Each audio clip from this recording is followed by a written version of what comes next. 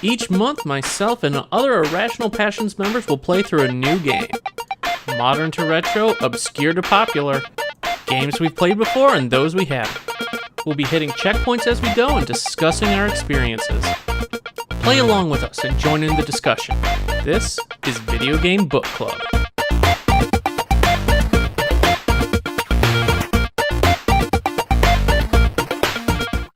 Welcome, everybody, to the finale of our Dead Space 2 Video Game Book Club playthrough. I'm once again joined by my fellow Smash Brothers, coming straight off recording our latest podcast, Ultimate, the segue artist himself, Mr. Mike Burgess. How's it going, Mike? Hey, I love to smash. Necromorphs and Dead Space 2. Segue artist.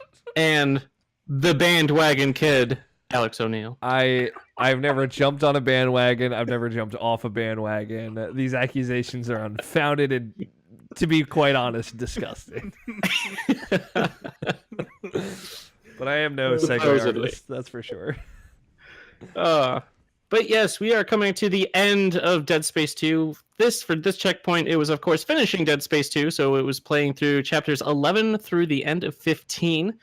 Previously, last time, we, let's see, what all did happen last time with chapters 6 through 10? Fought stalkers a lot.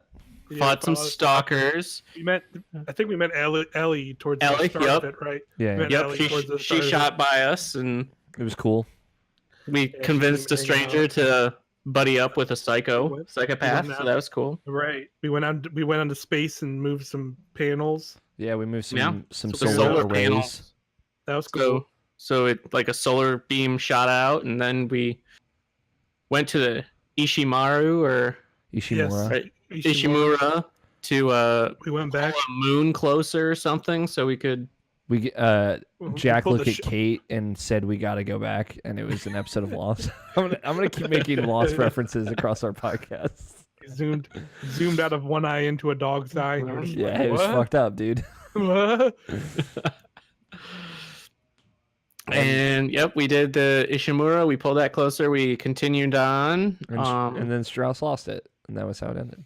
We got separated from Ellie and Strauss took a screwdriver to Ellie and cut off, and we pick up in chapter 11. Yeah, so Scott, you said, I didn't see this until just today, or just a couple minutes ago. You said in Slack that you were not a big fan of the last segment of Dead Space 2. Nope, I can't say I wasn't. I can't say I was, excuse me.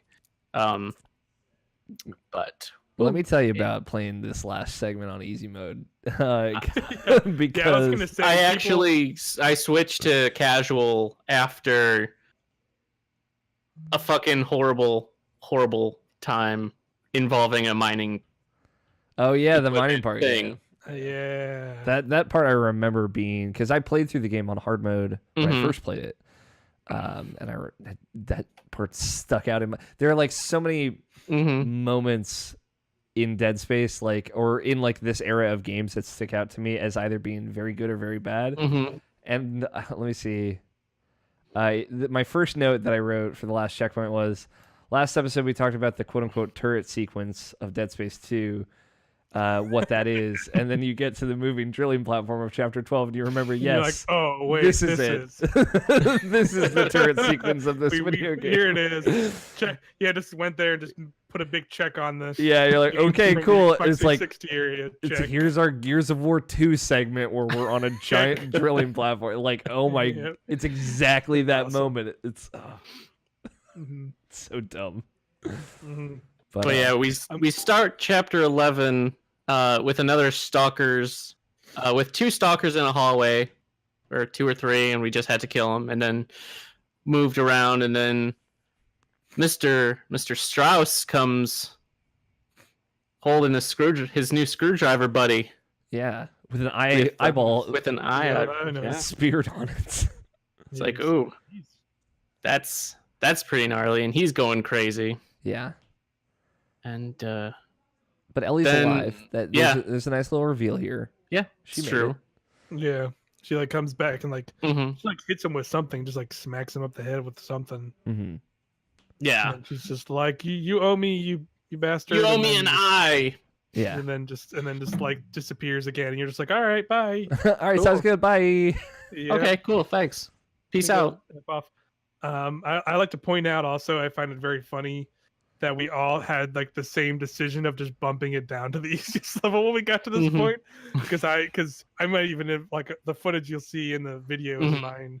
So you might even see it in the footage of me just like starting to get to chapter 10, and literally as I load up chapter 10, just I don't even like start doing anything, and I just Mhm. just go like, we're at the end of the game. I just put it on casual, and you just see me just like stroll through the rest of the game. Yeah, like, dude. It's so like God nonchalant, mode. Yeah. it's amazing. And it's just like within like a chapter and a half, my entire inventory is full of like Mm-hmm. every single type of ammo.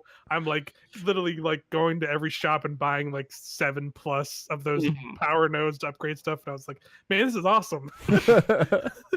Yeah, I made it to chapter 13 before I switched it to casual because at that point I was just like, fuck this. Yeah. Yeah, there's definitely some segments that Yeah. I felt like if I was on normal would have been pretty rough Yeah. in this last part. Like the big mining room where you have to replace the battery and then lots of dudes spawn and attack you, which I think is that's what annoyed me the most about like this entire last chapter or like this last series. It's like it all boils down to just a shit ton of dudes spawn and come at you. Yeah, yeah. This is, I think, like the part of Dead Space 2 where people have the most problems. But like, you guys said in Slack that, or Scott, I think you said it feels rushed, and it's like, man, Yeah, this was Yeah, Mike said it was rushed. this was the Very much EA this. era of like Yeah. saying like, hey, we're gonna get out by this release date, so Mhm. it's got to be done. Like, and it's like very deliberate too. It's like Mhm. even it's exactly what you were saying. You're talking about that, their quote unquote turn sequence when they're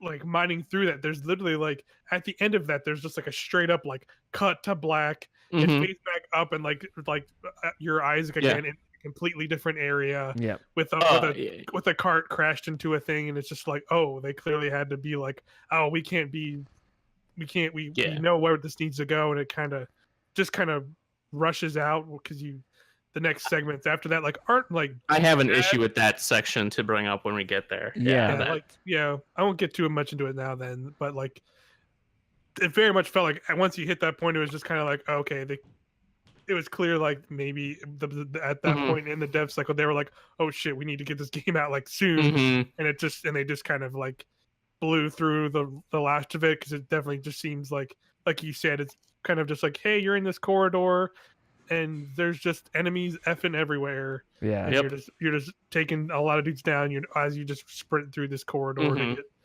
to the end, more or less. But yeah, so we're grabbed and hurled into space by just like a crazy tentacle necromorph hurled into space, and we have to do another Right. align the beams. But this one was kind of cool, I thought, where you had to attach like the boosters to the different lasers and then have them kind of change where the lasers are going through so you can get through the tunnel. yeah. Yeah. It's another Um, like just really good 0G segment. Mhm. Like Dead Space 2 has Yeah. so many of those. Dead Space 3 also has a good amount of them in the beginning section. Which is cool. It's just like they're all like creative and they're like Mhm. 3D puzzle spaces with a little bit of attention. Yeah, Mhm. it's really cool. And once you get through the tunnel that was blocked by the laser beams, this is where Strauss surprises you and you kill Strauss. You stab him in the head with that same his screwdriver buddy. His favorite screwdriver. Yeah. Yeah, took an eyeball with them. Yeah. What a fucking anticlimactic end to Strauss. I like. Yeah, I'm more in the camp of like I like how the game kind of like really makes him unimportant, and like Isaac is kind of holding on to this hope that he's something that he's not throughout that whole game. yeah. So Mhm. like him I could see that. just dying like a dude, like just is like, Mm-hmm. especially like in the next scene where Isaac's like, I didn't want to kill him, but it's like the fourth or so time, like Isaac just has a very violent reaction, like very quickly to an unfortunate situation, and it's like, boy, like this got like real bloody real quick. I don't know if I believe you when you say you didn't want to do this. So I just felt like it was so much build up and kind of mystery behind this character for like zero payoff.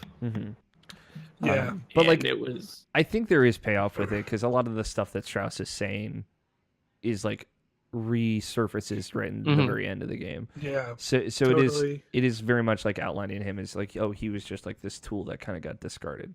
Yeah, I think, but I agree that like there is a payoff to it, but I do agree with Scott more in line that I think there's a better way they could have handled him kind of going out. Like I think there could have been a little bit better of a connection between him going out and like it being a realization to Isaac of like, oh, this guy is not really who he says he is, and it's kind of just me being kind of, you know, led on to an extent or wanting to believe that it's more than it is, kind of thing, instead of just kind of being like, oh, I don't know, it wasn't true what he was saying all this whole time, but then he's dead, so whatever.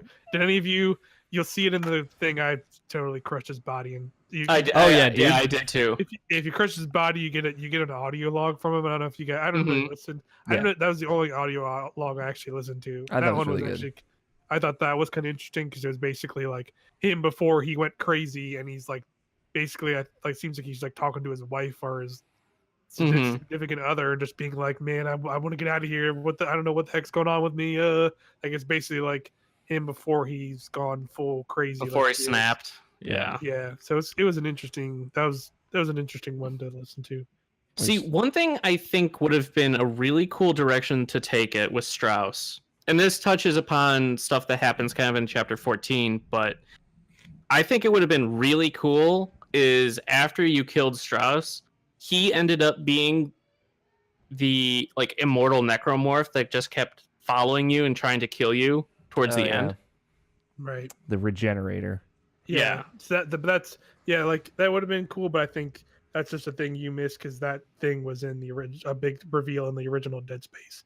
Oh, okay. It's like there's like a big similar encounter to how that thing is in the first game, where you just are being chased by this thing throughout the game. So it was always a thing where like I honestly remembered that it was from the first game and but for some reason thought that sequence was in 2.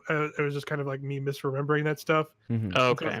So it was like that thing of I didn't see it for most of the game, and I was like, I thought this thing showed up earlier in the game because I was like mistaking the whole scenes from the first game. It's like, I think it would have been cool if it had shown up earlier in the game. It like it looks very different in this game than it did in the first one. Like too. The first one, it looked kind of like a very tumored out necromorph. And this one, it kind of looks like a bug. Which is very cool. It's fly. like it's a very different enemy design, and I think that made it like kind of more intimidating, especially like the way it walked. Yeah, it looked like, I don't know if this was. I remember the backstory of it got, I think, more explained in the first game. But wasn't it supposed to be more like this is like a true necromorph and not it's like a pure blood necromorph. It's like supposed to be like a pure necromorph form of the alien that's like taking over humans. It's but like it gets like a whole introduction in the first game, and like there's a cutscene that kind of introduces it when it starts attacking you. And then so like this, it just literally shows up, and there's no explanation as to why it's healing. It's a little crappy, I think. Definitely. And I think that's another thing that falls into the like this, and these last kind of final chapters were definitely a little bit rushed because it definitely felt like hey, let's just throw this in to add more tension to these last sections because there's not really much else going on. Yep. And it's just kind of like these big scenes to kind of have you try and run through these last big corridors to the ending scene, more or less. Yeah. But before we get to said corridors we have to run through, we had to go up another cargo lift, where you totally weren't going to have to fight a swarm of enemies crawling up the sides. Oh wait, you do, but they drop on you instead of crawling up. Of course. I when I was playing this on easy mode, I was like, oh yeah, I remember this part. This part sucked. Like that was my exact thought of like, I'm real glad I'm not playing this on hard mode. Yeah. Yeah, I used just the buzz blade on this, and I was still on normal at the time, but it was just like it was predictable. Yeah, sorry, Mike, go ahead. No, you're fine. Yeah, I was doing the same thing. I was just using like the buzzsaw, and by that point, I was getting so much of the like machine gun ammo that I was just like dumping into people. It was pretty fun, in a weird way. But I did like that they at least like made them look like the necromorphs look like the like area specific, because they were in kind of like almost like military sort of gear, but also like in some mining like gear and stuff, which I thought was cool. Yeah, it was a cool touch. At this point, I had the contact beam. Yes. And the ult fire on the contact beam is it like shoots down to the ground and pulses out, which is that's cool. It's fucking awesome. And it just mincemeated everyone on this elevator. That was I actually grabbed that gun as well. You'll see it at some point. Contact beam is awesome. Well. Yeah, like that was just like I have an exuberant amount of money. Let me just buy one of these other guns just to try it out and do something. And I grabbed that thing. I remembered, like, man, this thing just like it's fun to use and it just looks cool and it's satisfying because it just basically it looks kind of like it's kind of a close approximation to like a shotgun in some ways. Okay. But it's basically like you hold it up and aim it and basically hold down the trigger and it charges. And then when it's fully charged, it's like a big flash and it just goes, and then you just shoot it. And then basically, if it hits anything, it's gone. If it attaches to a necromorph, it just pops. Yeah. And it just like literally just like limbs just go flying off. So I think there was a scene. It might have been it was pretty much right around when I first got it.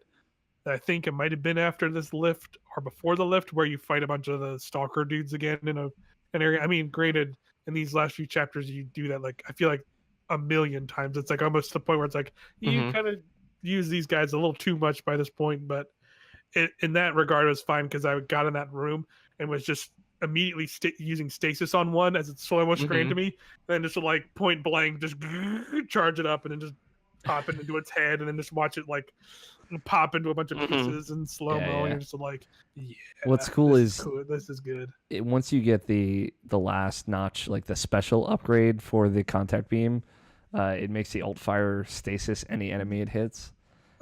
So you shoot into the ground and it does massive damage and freezes all the enemies around you. Man. And it's I didn't know that. Incredible. I got I finally did get the plasma cutter special where it lights everything on fire. That was pretty fun. Yeah, that was nice. Well, that contact beam ult fire thing makes that last boss a real fucking joke. Yeah, I mean, even in general, I just used the plasma cutter and it was a joke. Yeah. But I'm just saying, like, all the enemies swarm up, boop, and then boom. So I'll get there. We'll get there. We'll jump into them, but I had a similar thing. But yeah, so Ghost Nicole comes again and she holds Isaac by the throat and he's like, I can't forget you because you're all I'll ever have. And then Ghost Nicole is like, okay, so see, you just had to accept things. We good now. Yeah, we good, fam. Yeah, we good. Yeah. GG. Yeah, we made out sometimes. It's like coming back to this. We dated. It's like we did. It's cool. It's like, man, I bet Isaac's like really unstable. Like, I bet the way, like, if this is just kind of like a reflection of like how crazy he is at the moment, he's like at the most unstable part of this. Yeah. But I don't know, it's cool. Like, I think you can take it as like this very hokey thing that I think it was kind of meant to be at the time. Yeah. But I think with age, if you like take it as like this is kind of like an abject metaphor for his unstable mental state, like how he turns on Tideman and how he like essentially allows all the necromorphs to massacre his people. It's a really cool kind of visual demonstration of him like just losing it. Yeah. So I think there are two sides to this. One makes it kind of shitty and boring, and the other makes it a little bit more interesting. It didn't bother me too much because I kind of understand like you have to eventually come to terms with what you're dealing with and kind of just accept it, and that's how you can start to move on and get past things. So that didn't bother me. It was just like, okay, we good now. It's Yeah. like, okay, that's cool. And it's just like really telegraphed, like, all right, this is clearly just gonna go bad in the end, right? Like, yeah, there's no way this doesn't go bad in the end.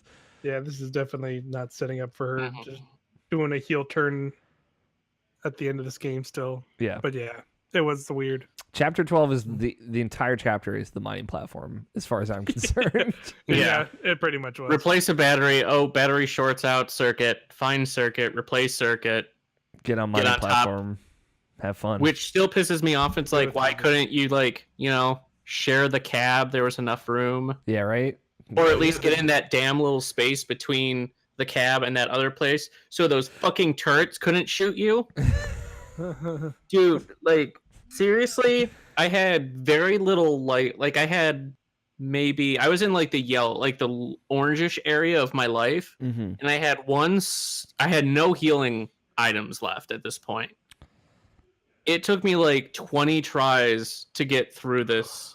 Because I would just get, like, nicked by a couple of those... the long range ones, and it's just like, oh my god, I just want to kill someone right now. This was like exactly where I was at last week with the Ishimura scene. Where it's like I have nothing. I have literally nothing. There's nothing I can do except I guess punch these guys until I win. Yeah. And it was just a matter of like I can punch these guys till I win, or just keep dropping the difficulty and keep punching until like they fall apart in one hit. Yeah. And it was just the easier of the two. It's one of those weird things because like I feel like we review games, but we don't put a lot of time pressure on ourselves for anything, I guess, but this show. Generally. But I think it puts us in a different mindset of like, for example, most people that play games a bit more casually only have so much time to play. So it makes us a little bit more in that space versus this one, just because we have to get through the game to talk about it. So it like I don't have many of those experiences, so it's interesting to have them with the games on this show. Yeah, for sure.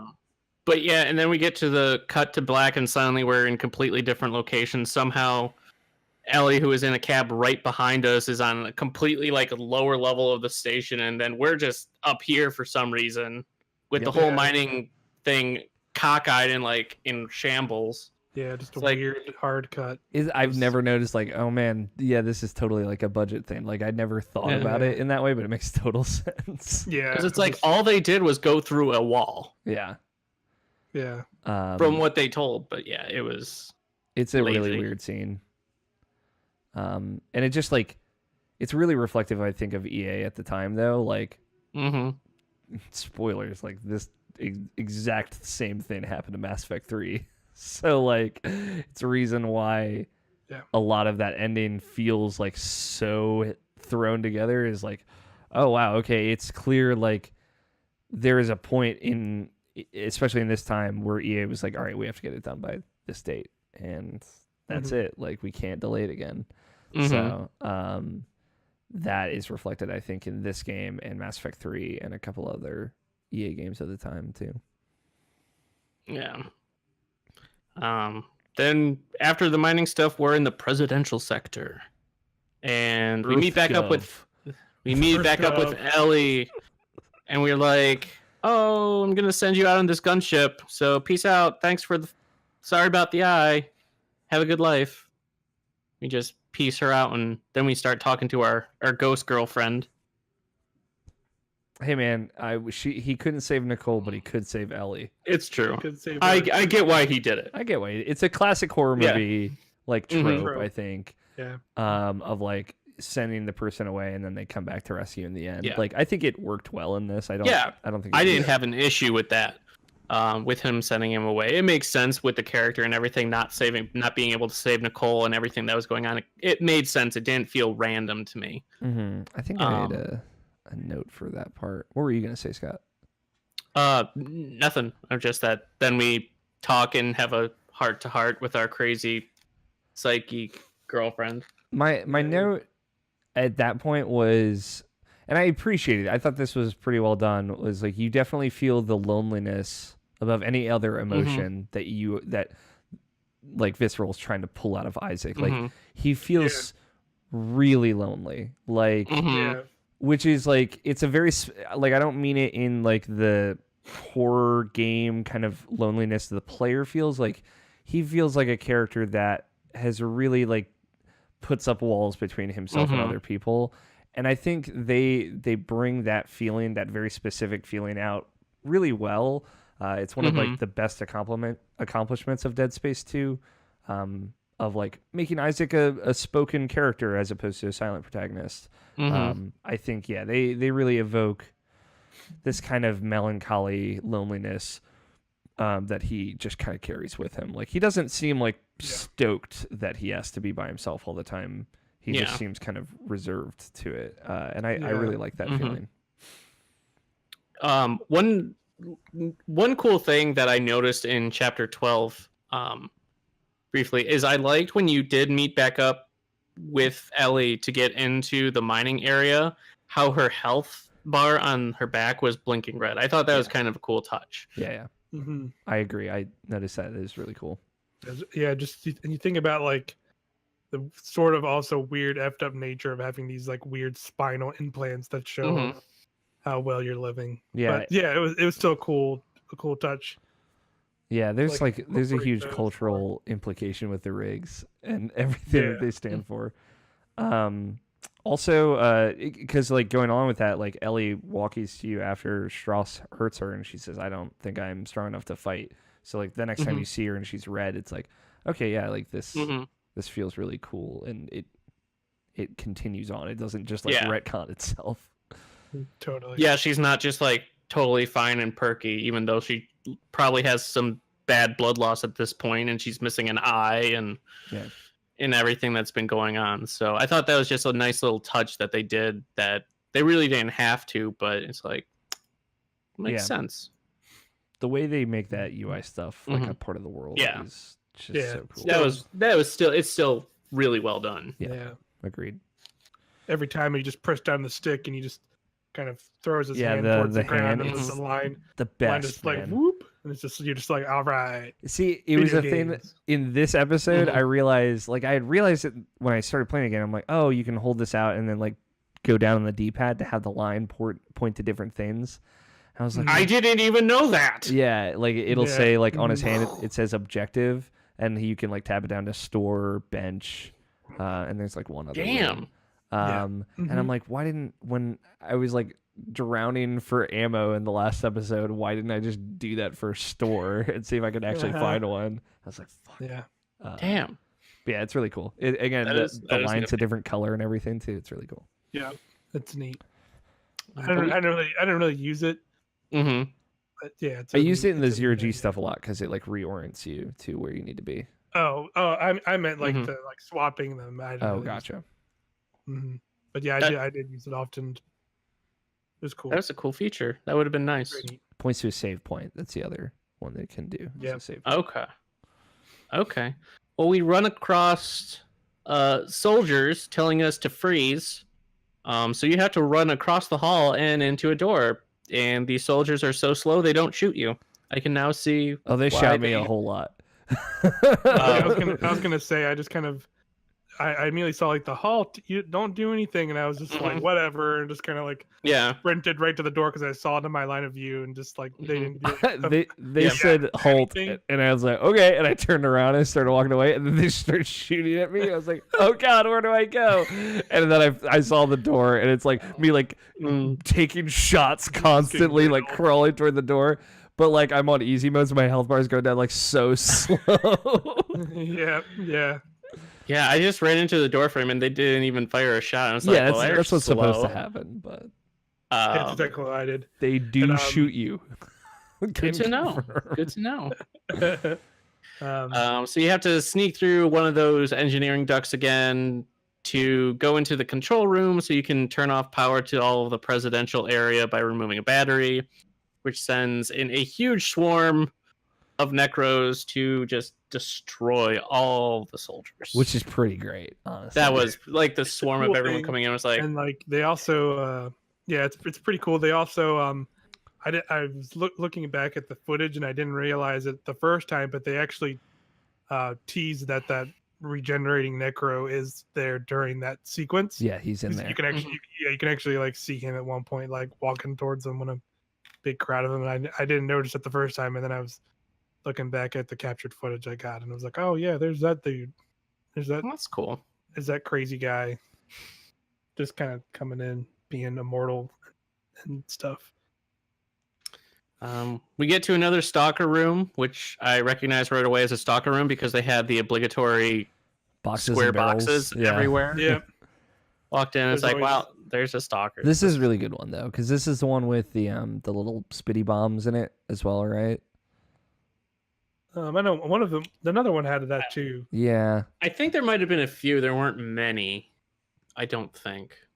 I remember like all of these late game stalker sections being good. I liked them all, but I like the stalkers a lot. So this one definitely wasn't as difficult as the last one in the last one's definitely area, because I feel like, at least for me in this stalker room, I was able to kind of just chill in the corner by the door I walked in, and they just kind of funneled to me. So I was never worried about things coming up behind me or to my side, which I think really adds to stalker encounters when you have to worry about things behind you or where you can't see. But when you have like a wall you can brace or back up against, I think it takes away from kind of the tension from these stalker rooms. Yeah, it's why that second one, or maybe the third one, the one from the last section with those containers and all, that's why that one's like the best encounter in the game, because it's so fucking tense. It's crazy. Yeah, it's good. It's very good. And we had to avoid a spinny laser thing by running into various rooms and killing some dudes. Some RE4 shit. Yep. Yeah. And we get into the area that caused me to lower my difficulty from normal to casual. One of the swarm rooms where you have to run around in a circle, and there's like the crossover sections, and it's just tons of guys just hurled at you of all the different varieties of necromorphs. Then Big Daddy Marker, which I believe is how you refer to it here in your notes. It's true. Found Big Daddy Marker. Big Daddy Marker. Made from Isaac's brain. Yeah, that was a cool reveal. I honestly didn't remember it being like, it's big. Dude. I think it's because technically it's a different marker than the one in the first game, right? Yep.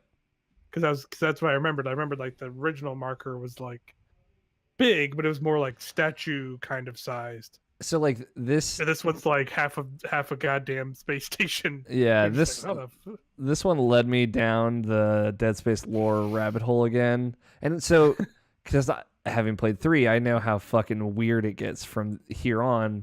I forgot how much they had set up at the end of 2, but like I like how they're like, it's starting the convergence event, and they never explain what that is.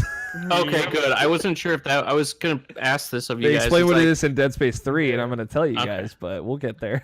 Okay, it's like, am I supposed to know what the convergence is? Is that something from the first game? But it makes me feel better that it's a mystery. Third game reveal. You find out, or the military guy says Clark has the purest minds, and that all the necros are now like praying and going to the marker. Cause a convergence event ? Yes. And then it summons some sort of weird like magical necro twister, like it's part of the convergence event. Necro twister. I'll tell you later. The necro twister is also a sex position. I like it. Please come to my necro twister dungeon. Yeah, my necro twister dungeon. It's also a fun. That's how I use my magic, Mom. Gosh. That's how we use our magic. It's also a fun twist on the board game Twister. It's a Halloween version. Yeah, of it. It's fun. That's a great time. Good time. And the last bit, I really want to know how you responded to it, Scott, because I forgot how they make you do it. Yeah. Right. Yeah. And I forgot how fucking intense that was. Yeah, it's time. You are in the machine they use to take the marker information, which is the needle in your eye machine. Mm-hmm. Well, I'm not gonna lie, probably for about 3 or 4 minutes, I thought I was just like, I had to scan my pupil. I didn't realize it was a needle, so I was just lining it up where it was thin, blue. Yeah, so it was like, okay, so I just have to line up with blue so it like can scan for so long or something, and nothing was happening. And then I was playing with the controls or something, and noticed that I could go down deep, and it was like, Oh no. Oh no. Oh no. Yeah, this Yep, is still yep, fucked yep. up. Just like, slowly going down. I'm like, oh no. This is like the most No. horror I think this game gets. Yeah, It's And good. Oh. it is. It's fantastic. Like honestly, like that's like it's hard to like not be like one of the most like memorable, like easily one of the most memorable like scenes from that game. Yeah, Period. it's really And good. honestly, I forgot that it was like literally like at the end of the game. Like I thought it was like one of the first things that happens in the game. Yeah, I knew it. Yeah. Well, it had just happened to you when you do the interview. Right. And that's why like Strauss is obviously keeps referencing it throughout the game, which is like, Yep. again, this is like Strauss betraying you is whatever, because it kind of leads into this reveal of like, oh, this is the fucking thing they used. And they did this to so many people probably.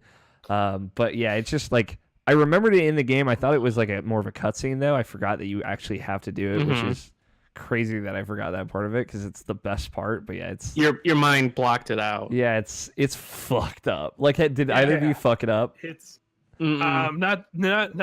not this time, but when I originally played it, I messed up, and I vividly remember messing up. yeah, exactly. That's why I was like super careful when I awful. did it this Yes. time, because I was You like, can- I am yeah. not gonna fuck this up. You can see in my gameplay too. I was very, very like slow and meticulous about it because I was like, I do not want to get that again. I'm really glad I didn't fuck it up. Yeah, then, it's like the most it's- brutal death that Isaac gets in that game. Yeah, because it's like overly dramatic. Yeah, it like slips and then goes in like the little butt of your eye, like up against the nose, and it just like keeps digging. It's real fucking goes in, bad. and you're just like, I don't want to hear this. like, oh Yeah. god. It's- Happy place. Yeah. But yeah, I mean, to be fair, what normally happens when it like goes right into the middle of your eyes, like, Yeah. And you just see kind of like the little like quick blood pool. yeah, the like, quick blood pool. blood Just, coming out of his like When pupil, and you're just like, spurts out, when it's like even just talking about it and remembering it, it's like, yeah, it's. yeah. I remember like when I was playing it for the checkpoint, I was like curled into myself, like, Yep. it's awesome. It's like anyway. so it holds up so much. Oh, it's yeah. even with PS3 graphics, it's still incredibly disturbing and makes me never Queasy. want like, it makes me queasy and just like, oh, it's just wrong. Yeah. Like, I'll take that baby exploding in the mother's arms any day. Just, like, Yeah, that's I why watched that 100 times, but just no more of the needle in the eye. I was so excited for you to see this scene because I was like, oh, you thought that was fucked up. Like this I is don't like it. yeah, but like I don't know, the idea of that machine like ripping code out of your brain is also like terrible. Yeah. Yep. The whole machine is just Yeah, bad. you think at this point they'd have a better system to do that than sticking a needle through your eye and somehow getting information that way. I guess like I think they might talk about it a little bit in the third game, is like the marker actually like prints itself through your eyes into your brain. So like they're literally drilling into where the print of the marker is on I the don't want brain. to talk about this It's anymore. like super fucked I don't up. want to talk. I just want to go to the long corridor. Yeah. All right. The needle in your eye happens. Yeah. Okay, that happens. I'm emotionally scarred and So good. I cry a little bit. Probably the best part of the game, I think. Yeah. And we get introduced to the regenerating necromorph, the immortal Yeah. necromorph, Comes in back. chapter 14, where I got a very Nemesis vibe from Resident Evil. Yeah. They were I would certainly say- going for that. Yeah, I would say even more Mhm. so. It is the scene in the first kind of encounter you have in Dead Space 1 is like even more so that Mm-hmm. like even it's like it's I wouldn't say it's like 1-to-1, but it's pretty dang close Mhm. to just that whole scenario of like you just like walk into a room and all of a sudden the thing freaking appears and you're just like, all right, this is clearly something different here. What am I Mhm. doing here?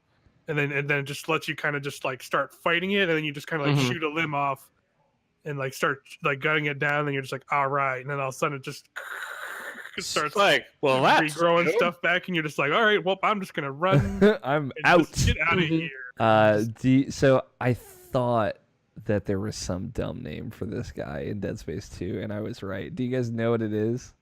No. The Regen- Ubermorph. Ubermorph. Yeah, there he is. That just sounds lazy. The regenerator in the first game is called the Hunter, and this one is the Ubermorph. I remember the Hunter was like a name. And then the regenerators in Dead Space 3 are just called regenerators. So why not Ultramorph or something, but Ubermorph? Ubermorph is pretty good. I'll give him Ubermorph. Yeah, sure. But yeah, he looks cool. Yeah, I thought his design was cool. I just, after he was introduced, I just kept thinking, man, this would have been so cool if he was introduced early on and there was always that tension of him hunting you. Yeah. There's a little bit more of that in Dead Space 1. Yeah, it's handled a lot better in 1. Like, it's very much set up like that of it, because it shows it's introduced to you, and then you have like this huge scene where it's like chasing you through different environments like that, and then it just kind of goes away.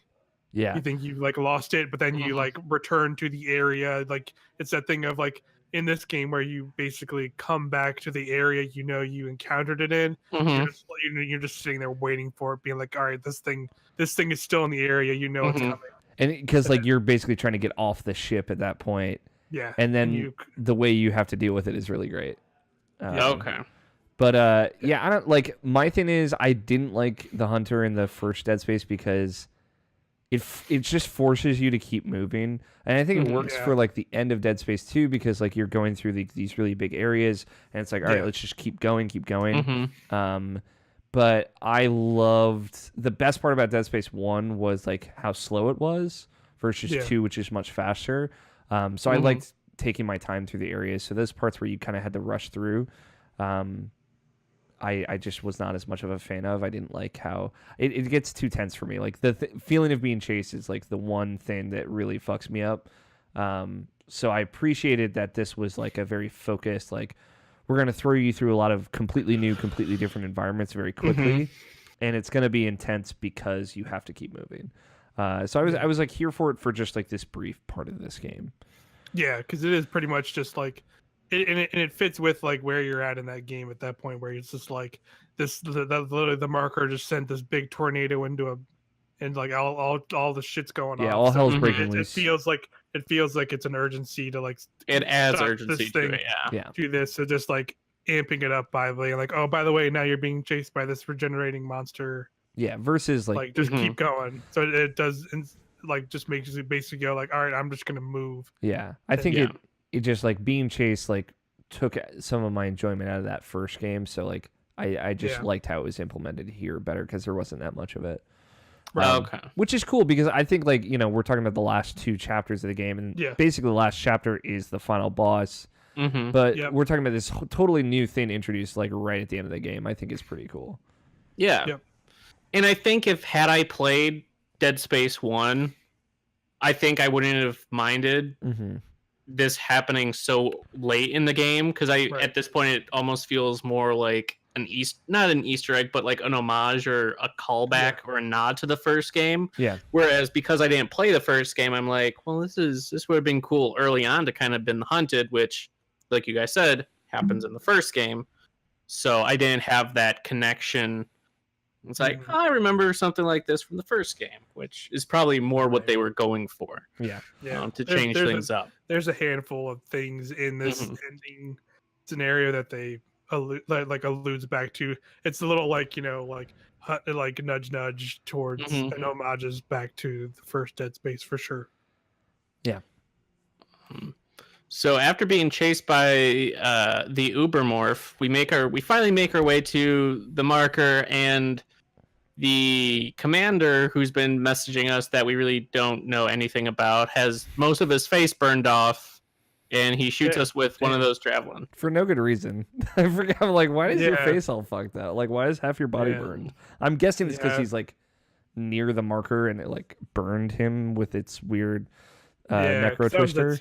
The scene earlier where he was just like, you ruined us and you did all this stuff. What's happening? Like, you talk to him like on a radio scene and he's like going away. So I guess that's what happened to him in that scene, more or less. Yeah. But yeah, that whole thing was kind of...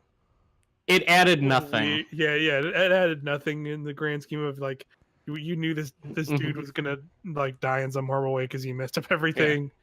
So like, Again, like, Isaac having to jumps right to a very violent conclusion. literally just like He got you know, shot first, but Yeah, he got shot by 2 javelins, like point blank, and like was just like whatever, and then just kind of you like smack the dude in the face and then grab the javelin gun from him. Then it literally just lets you aim at him and shoot a javelin real wherever good, you want through his actually. body, and it's just and I was just like, I man, whiffed this is and didn't hit him with the javelin, so he just kind of fell over. Oh, I shot him through the head.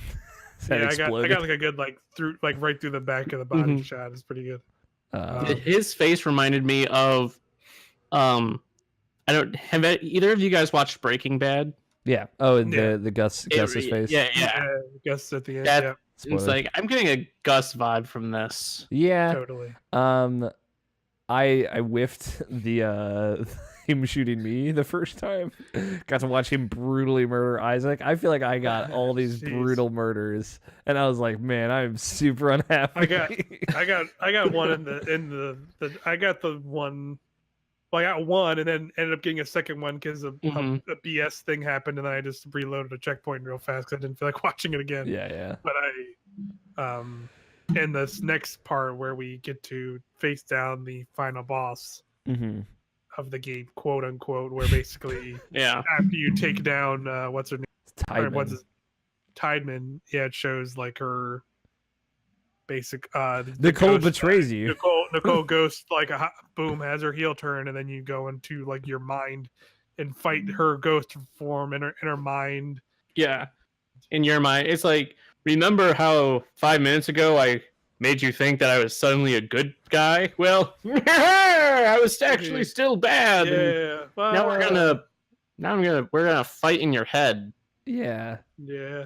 It's a weird fight, but it feels like maybe like a thing that they could throw in last minute. Who knows? I know that this last fight. So like for you, Scott, there's a big monster fight at the end of Dead Space 1, and it's stupid and sucks. It's like it's fine. It's just I don't think it's very good.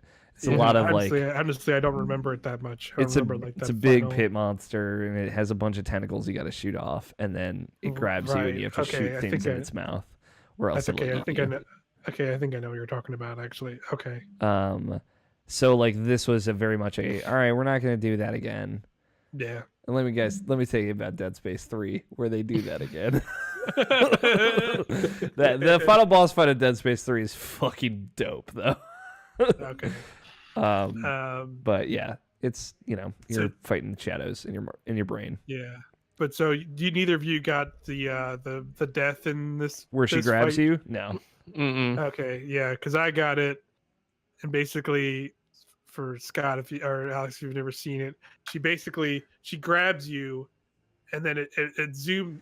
She like scream. She does like the weird scream in your face, basically, and then it cuts back out to Isaac. Like you come back out into like current where Isaac is, and he's just like zoned out, and he just takes the javelin gun. Oh yeah, I have seen this one. Shoots a javelin through his head, and then it does like a whole delayed thing where the javelin goes through his head, and then it goes, and he gets like lurched back, and then comes back down, and you just see like half of his face just like shredded and like strung out because a javelin is through his head, all bloody, and he's just kind of like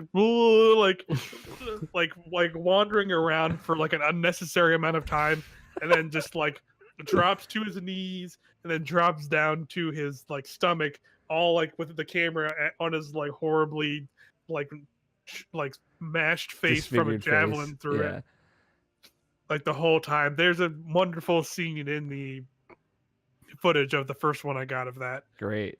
Cool. So you'll enjoy that, I guess. Necessary. I thought he had to be I thought that whole fight was him fighting against being absorbed by the marker.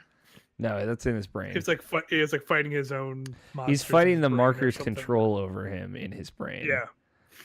Okay. And the thing, like when you kill enough enemies and the thing opens up, if you look, it's like a marker opening up, and there's like little plus sacks inside of it.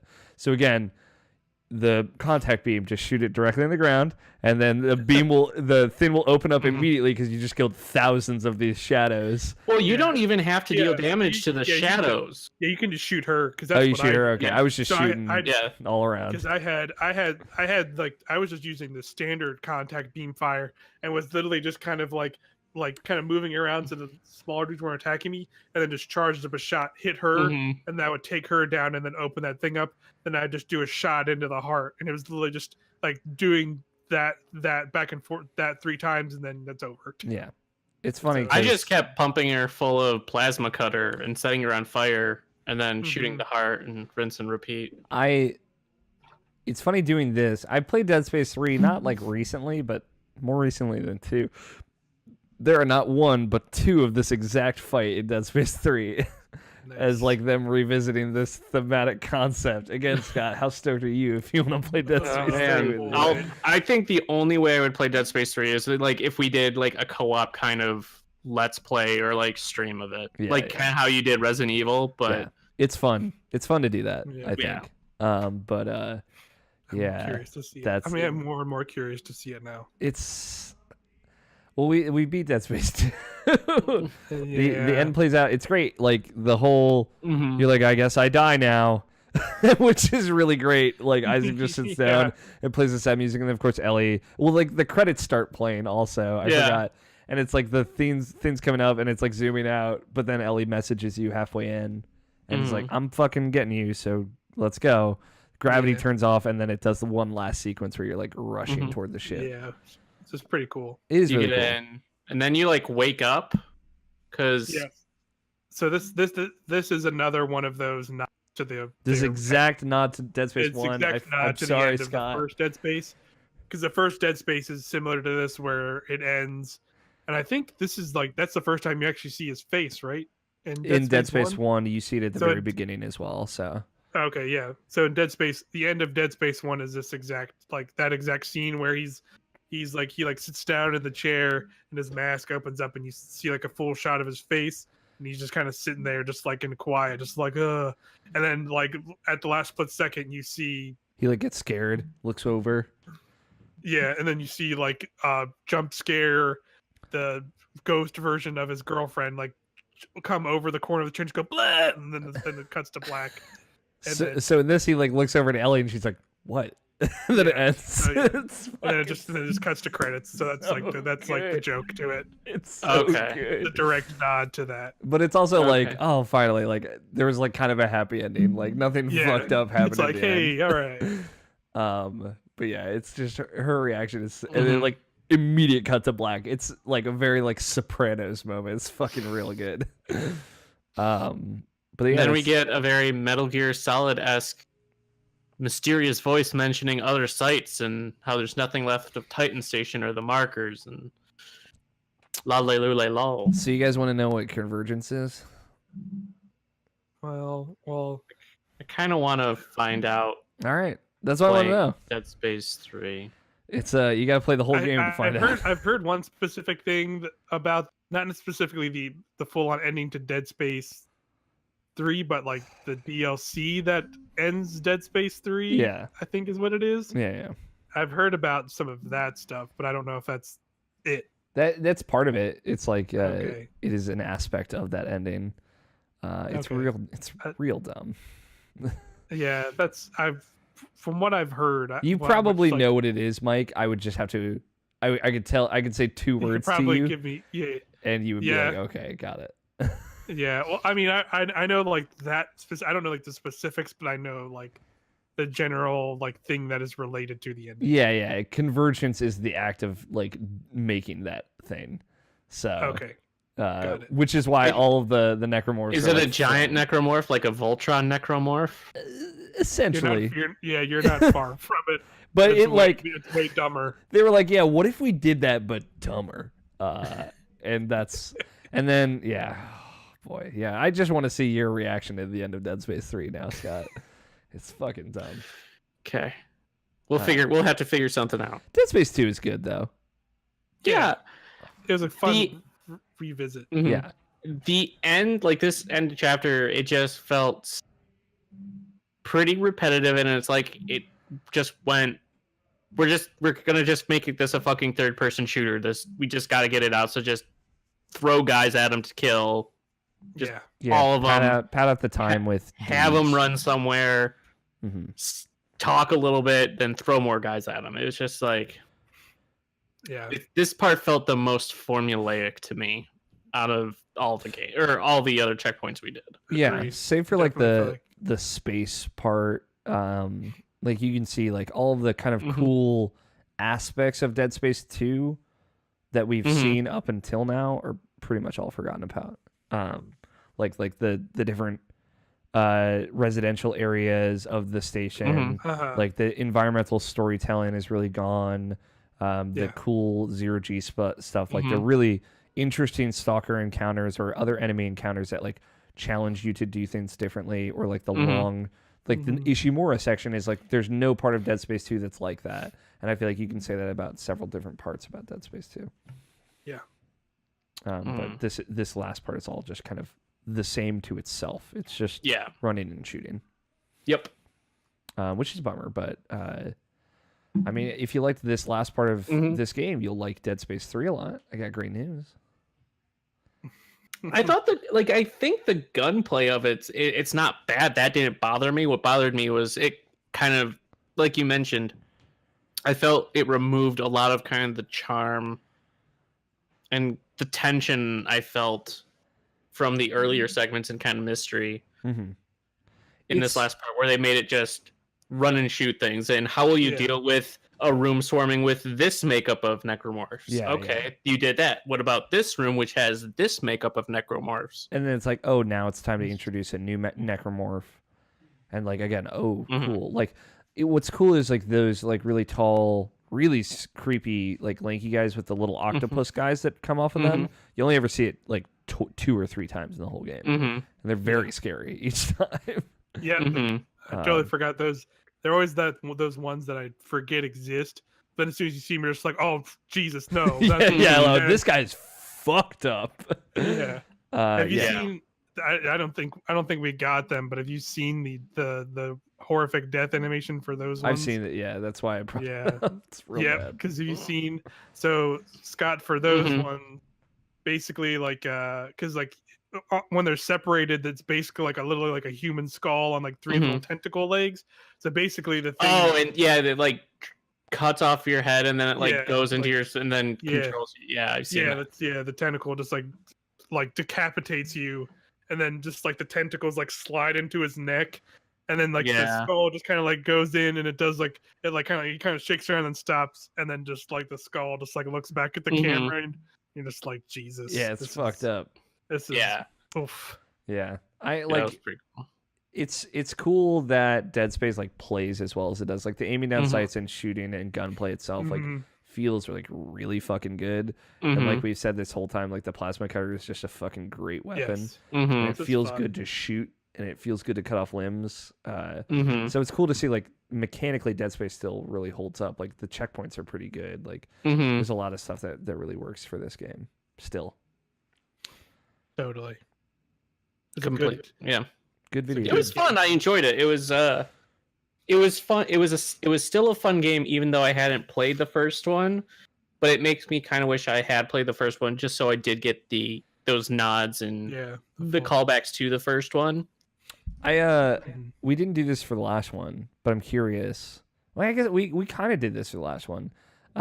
We are all reviewers. What would you give this on the Irrational Passions scale? What would you give this game now that you've played it?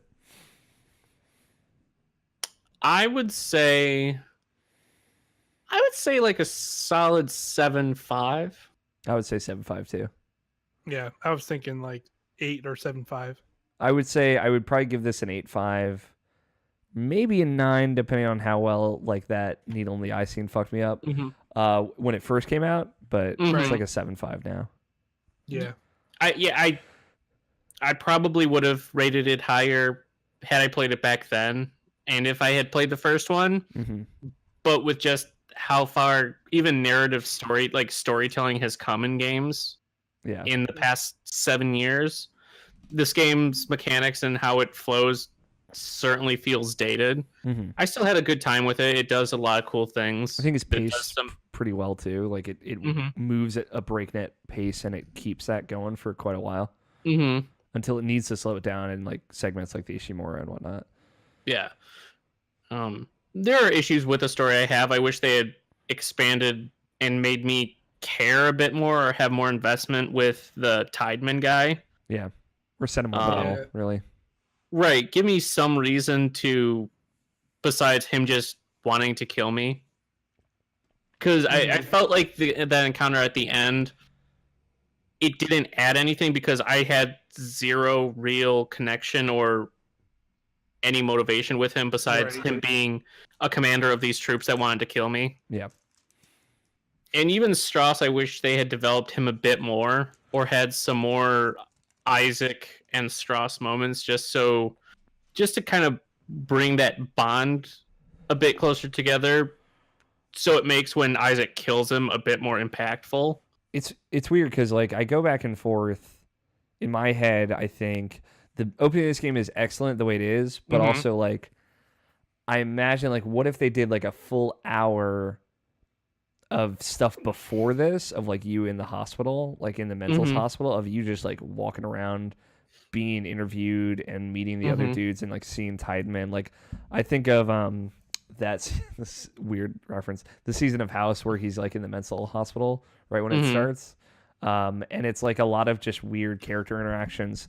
And I wonder if like I don't think they could have done it well in 2011 to be perfectly honest, but today something like that could like really set the tone for because it's like such a horror movie opening of like this very slow introducing new characters, setting the tone, and then like the same thing happens. The guy comes up to you at night, he's like, "We got to get you out of here," and then the thing shoots through his head, and it's like immediately everything is fucking on. So it could have worked, but I also like the opening to Dead Space 2 as is.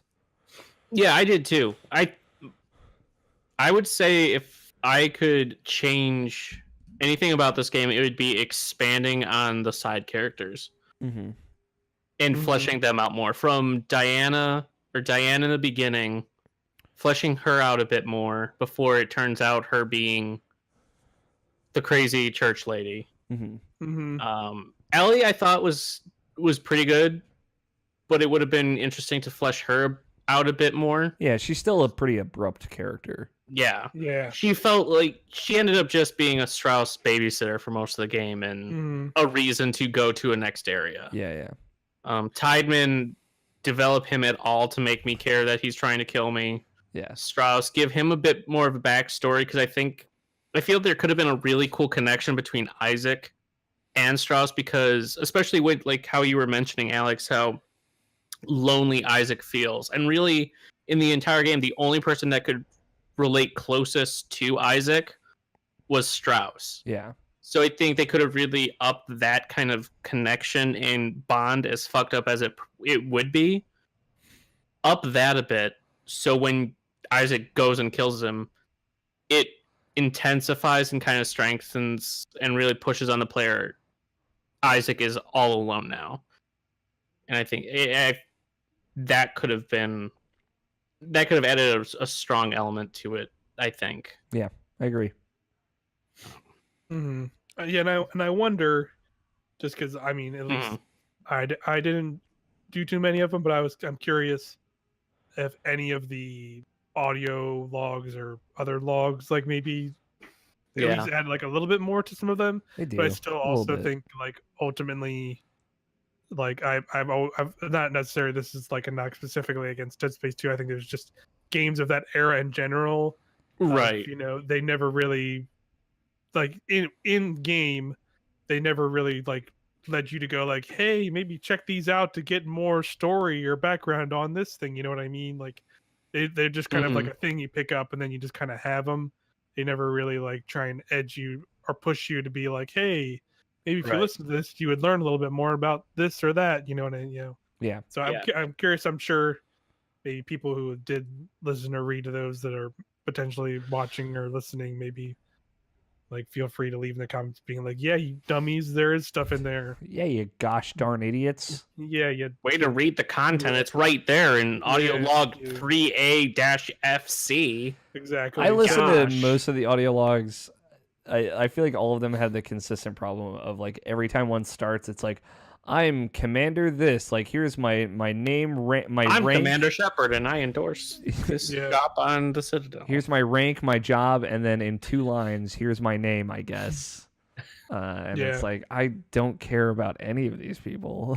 Yeah, it's always just from some random nobody.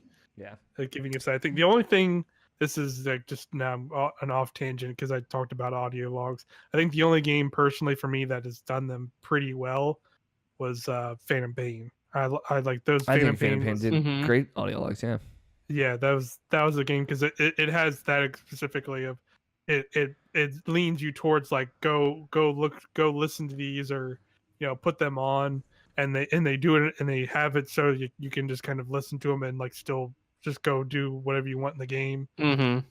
And they nudge you towards them to be like, hey, you're going to get more story and background on what's going on from these characters, not just like you said, it's not just, hey, I'm person soldier B soldier 69 Soldier Steve, Mr. Steve here's, Soldier 96. here's my story. I don't know, the big boss is doing some stuff over there that's related. I don't know. He seems important. Yeah, it's always like from a different perspective. So yeah, but there's the audio log tangent, I guess. Dead Space 2, good. Mm-hmm. Swimming in 7s. Yeah, I would say so. Swimming pretty close to 8. Yeah, ain't nothing wrong with what it's doing. It's doing some good shit. Mm-hmm. Now we're supposed to talk about the next one's game, right? Yeah. At the end of this video, there will be a teaser to let you know what the game is. We don't even know. We don't even know. Secret We to us are too. We'll find out together. It's gonna be crazy. Next time or you will after this. We will find out what the game is. Right. October is over. The marker's been destroyed. Necromorphs have been dismembered, and we've put a stop to our crazy psycho ex-ghost girlfriend. But what's next for Video Game Book Club? Here's Alex to let you know what game we'll be playing through in the month of November. Next month, I'm happy to say the members of Book Club will be sitting down to play Ori and the Blind Forest, the 2015 Metroidvania that stole my heart and filled it with wonder and spectacle the likes I had never seen before. We'll be playing the definitive edition, and it will be a 2-checkpoint book club since the game is nice and brief. For the first checkpoint, we'll be playing up until the completion of the Misty Woods. Have fun playing, everybody.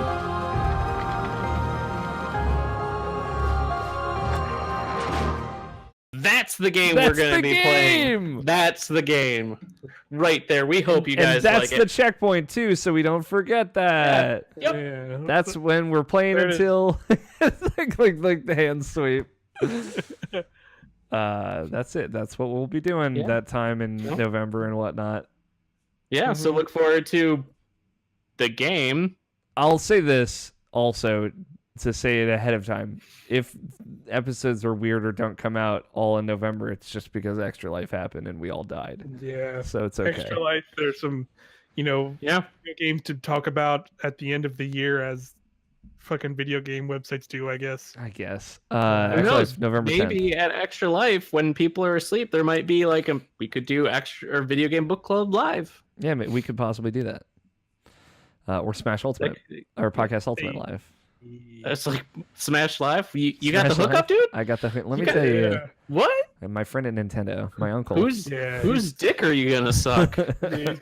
He's got Reggie on the line, ready to Reggie. helicopter in Smash Ultimate. Yeah. Hey, Greg was able to get Smash at the PAX event, so just call up your buddy Greg and be like, "Hey, hook me up." I know people who live in Seattle. Yeah. There you go. It'll be fine. We got this. I somehow got like a stuffy nose and a cold. Well, I noticed. I'm so sorry, Mike. I was gonna say, I felt like it was pretty noticeable as I slowly I'm rejuvenated. went down the hill. I didn't even plan on podcasting today, and we did it for 12 hours, and I'm strong and alive. Strong and alive again. While Mike dies. Yeah. No, I'm not really like dying. It's just like my nose. He's just emotional after the reliving the eye scene. Exuding just like mucus. It's that fall weather. Sexy. All right, Scott, you got to end this. We got to get out of here. Yes, let's end this. Well, everybody, I hope you enjoyed our playthrough of Dead Space 2 here on Video Game Book Club. Mike, Alex, where can people find you guys online? We looked at each other. Just blank staring. Mike, you go. No. We're just gonna use that. Just no response. Oh. Well, you can find him on Irrational Passions. You can find Mike on Twitter at Mike hits the wall. Mike hits the wall. And then Alex at AlFighter27. You can also find Alex hosting Irrational Passions podcast, Irrational Pod, Saturday nights. And you can find... You said it's coming out on the 31st, right? Yes. It's going to be like 2 days, and then it's our 400th episode. So I guess tune into that. Yeah, look forward to that. Holy crap. 400 episodes. You can find Mike, the host of Podcast Ultimate, our Irrational Passions Smash Brothers podcast. The Hypecast. The Rumors Cast, actually, I believe is what it is. This the next one you'll see is the rumor mill cast. Yeah.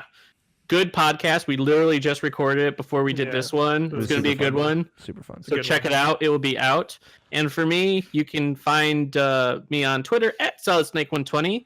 And we also stream on Twitch at twitch.tv/irrationalpassions.